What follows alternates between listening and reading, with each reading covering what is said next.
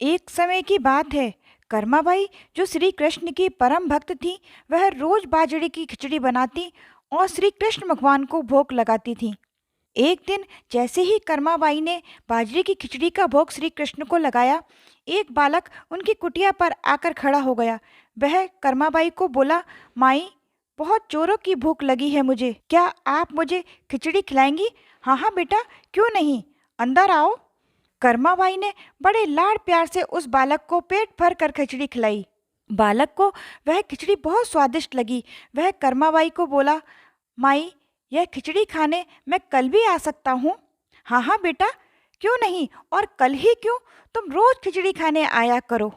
कर्माबाई नहीं जानती थी कि उनकी कुटिया में खिचड़ी खाने स्वयं जगन्नाथ जी पधारे हैं। अब रोज जैसे ही कर्माबाई खिचड़ी बनाती और भोग लगाती, थोड़ी देर बाद वह बालक खिचड़ी खाने आ जाता। एक दिन कर्माबाई की कुटिया पर एक साधु आए। उन्होंने कर्माबाई से कहा, कर्माबाई, बिना स्नान आदि किए भगवान को भोग लगाना अच्छी बात नहीं है। तुम स्नान आदि काम करके और पूजा करके ही भोग बनाया करो और भगवान को चढ़ाया करो। कर्माबाई अगले दिन से साधु के कहे अनुसार स्नान आदि क्रिया करके ही और पूजा करके भोग बनाने लगी। इस काम में कर्माबाई को बहुत देर हो जाती थी, पर बालक तो अपने समय से ही आ जाता। वह कर्माबाई को बार बार कहता, माई, बहुत जोरों की भूख लगी है, जल्दी दो ना खिचड़ी। कर्माबाई बार बार बालक को कहती, थोड़ी देर रुक बेटा, अभी देती हूँ तेरे को खिचड़ी। अब बालक जल्दी जल्दी खिचड़ी खाकर बिना हाथ मुंह साफ किए भाग जाता था।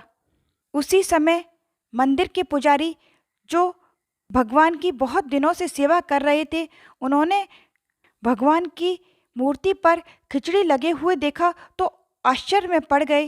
वह सोचने लगे कि मंदिर में तो खिचड़ी का भोग बहुत दिन से लगा ही नहीं है, तो फिर भगवान की प्रतिमा पर खिचड़ी कैसे लगी हुई है। यह सब वह भगवान की लीला समझकर रह गए।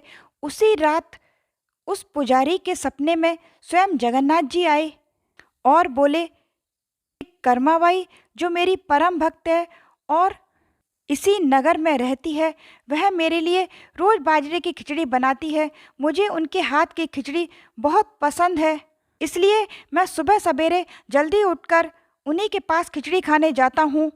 एक दिन उनके पास एक साधु मिलने के लिए आए और उन्होंने स्नान आदि काम करके ही खिचड़ी खिलाने के लिए कहा है। अब इस काम में उन्हें बहुत देर हो जाती है, तो मुझे भी खिचड़ी देर से मिलती है, इसलिए मैं बिना हाथ मुंह धोए ही जल्दी से मंदिर में भाग आता हूँ कि इधर मेरे भी भक्तगण मेरा इंतजार कर रहे होते हैं। इतना कहकर भगवान जगन्नाथ जी अंतर्ध्यान हो गए। साधु की जब आँख खुली तो वह सोच में पड़ गए और सुबह सवेरे उन्होंने सभी को उस साधु को ढूंढने के लिए कहा। वह साधु उन पुजारी को मिल गया। उस पुजारी ने अपने सपने की बात पूरी साधु को बताई। साधु घबरा गया और वह कर्माबाई से मिलने पहुंच गया। साधु कर्माबाई से बोला, कर्माबाई, आप श्री कृष्ण की परम भक्त हैं, आपको भोग लगाने के लिए किसी भी नियम विधि की जरूरत नहीं है, आप पहले जैसे ही भोग लगाया करो। कर्माबाई अब पहले जैसे ही भोग लगाने लगी। यह सिलसिला बहुत वर्षों तक चलता रहा और एक दिन कर्माबाई परलोक सिधार गई और भगवान में विलीन हो गई। उसी दिन जगन्नाथ मंदिर में वहाँ के राजा और पुजारी ने भगवान की प्रतिमा से आंसू निकलते देखे। वहाँ के राजा और पुजारी घबरा गए। वह भगवान से माफ़ी मांगने लगे, हे भगवान, आप इतने दुखी क्यों हैं? ऐसी क्या गलती हो गई हमसे? अगर कोई गलती हो तो हमें क्षमा करें और बताएं, इसलिए हम उस गलती को सुधारें।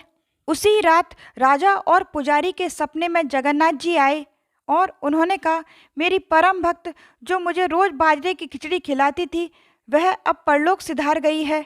मुझे अब खिचड़ी खिलाने वाला कोई नहीं रहा, मैं भूखा रहता हूँ। अब आप ही बताएं मैं क्या करूँ। सुबह उठते ही राजा और पुजारी ने अपने अपने सपने की बात एक दूसरे को बताई। राजा ने पुजारी से कहा कि अब मंदिर में कर्माबाई के नाम की खिचड़ी रोज बना करेगी और भगवान को चढ़ा करेगी, जिससे जगन्नाथ जी को कर्माबाई की कमी कभी महसूस ना हो। और तभी से जगन्नाथपुरी में कर्माबाई के नाम की खिचड़ी बनने लगी और भगवान को भोग में चढ़ाई जाने लगी। मेरी कहानी अच्छी लगी हो दोस्तों तो लाइक करना। मिलते हैं अगली कहानी के साथ। जय श्री राम।